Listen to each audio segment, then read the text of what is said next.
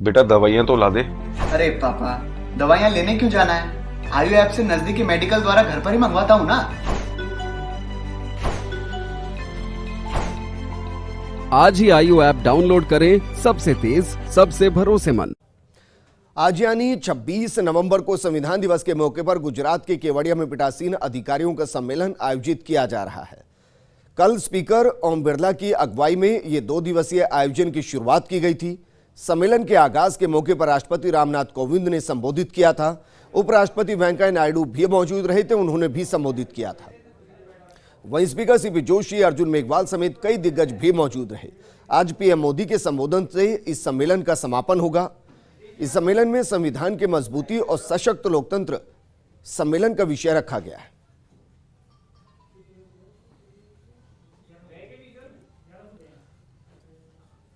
और गुजरात से मेरे सहयोगी ज्योति मेरे साथ जुड़ चुके हैं। ज्योति, गुड मॉर्निंग। किस तरीके से आज का पूरा कार्यक्रम रहने वाला है? प्रधानमंत्री कब संबोधित करेंगे?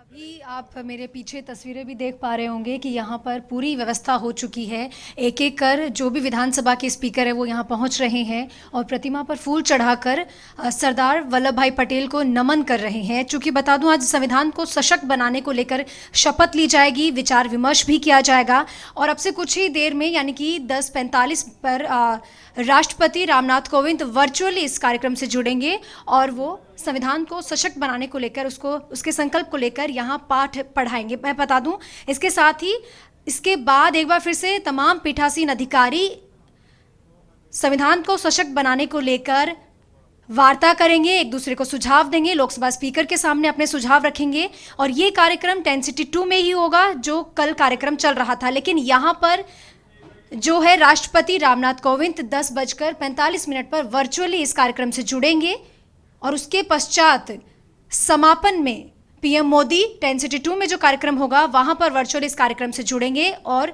तमाम यहाँ जो पीठासीन अधिकारी होंगे उनसे भी बात करेंगे और साथ ही संविधान को सशक्त बनाने को लेकर वो संबोधन देंगे। तो ये तस्वीरें आप देख पा रहे होंगे कि विशाल सभी ने संबोधित किया, सभी ने मंथन भी किया। अगर मंथन के बीच में लोकतंत्र को मजबूत करने के अमृत के तौर पर देखा जाए तो चंद लाइनों में जरा बताइए कल कंक्लूड क्या रहा?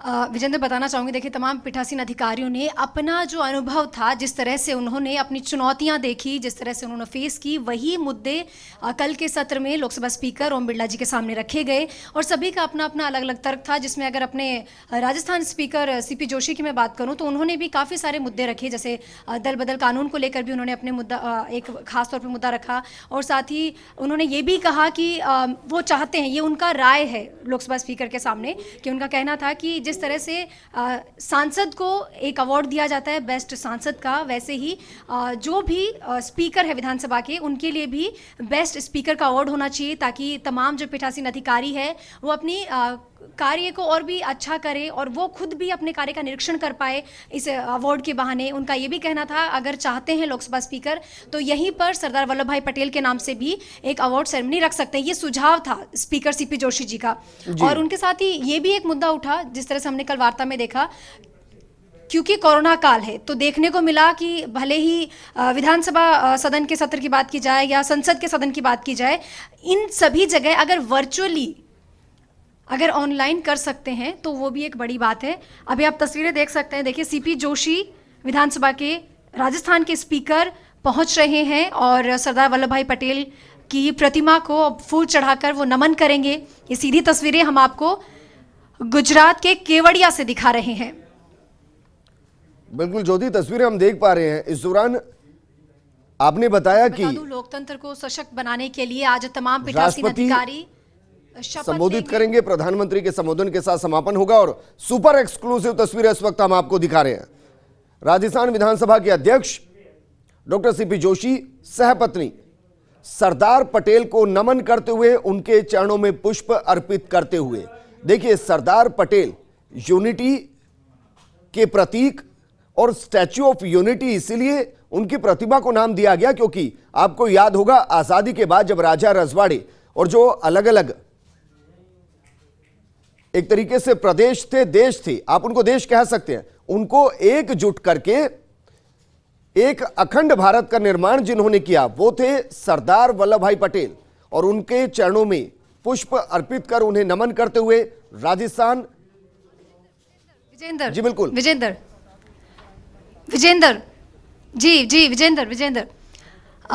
सर, आज 26 नवंबर है, संविधान दिवस है, और देखिए दो महान पुरुषों को हम एक साथ याद कर रहे हैं, एक संविधान निर्माता अंबेडकर साहब और एक सरदार वल्लभ भाई पटेल। अभी आपने प्रतिमा को नमन किया फूल चढ़ाकर, क्या कुछ कहना चाहेंगे आप?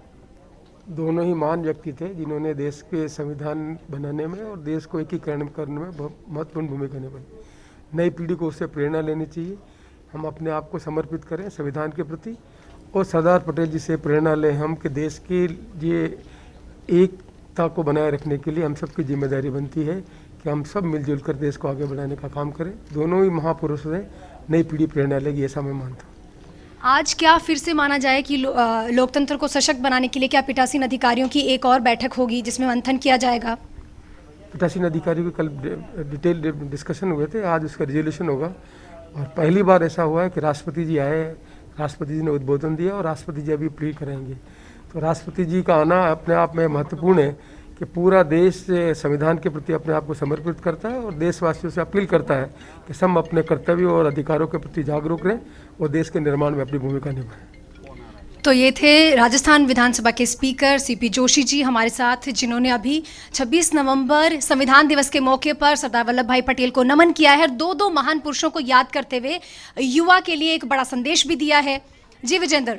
जी बिल्कुल ज्योति, शुक्रिया तस्वीरें दिखाने के लिए और साथ के साथ डॉक्टर सीपी जोशी साहब से बात कराने के लिए। एक छोटे से ब्रेक के लिए रुक रहे हैं, जल्द हाजिर होंगे। मेरे प्यारे साथियों, कोरोना पेंडेमिक ने हमारे जीवन को पूरी तरह बदल दिया है। बच्चे स्कूल और दोस्तों से दूर हो गए हैं। अभी सतर्कता भी जरूरी है, लेकिन क्या इसका ये मतलब है कि बच्चे अपने घर में कैद होकर अपनी सारी क्रिएटिविटी खत्म कर दें?